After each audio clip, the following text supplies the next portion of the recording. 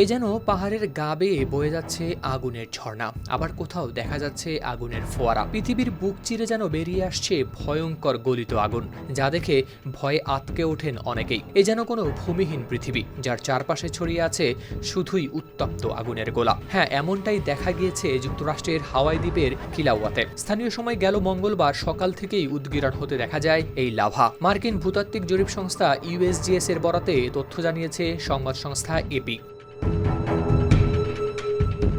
USGS জানায়, হালেমা উমাউ গর্তের উত্তর পাশে থাকা ভেন্টটা আচমকা যায় খুলে। ভেতর থেকে বের হতে থাকে আস্ত নয়, একদম ফোয়ারার মতো লাভা। সকাল 6টা 35 মিনিটের দিকে লাভা ছিটকে ওঠে 330 ফুট পর্যন্ত, মানে প্রায় 100 মিটার উপরে। আগুনের ঝলকানি যেন ছুঁয়ে ফেলেছে আকাশ, আর মানুষজন দূর থেকেই দেখছে সেই অদ্ভুত সুন্দর কিন্তু ভয় ধরানো দৃশ্য।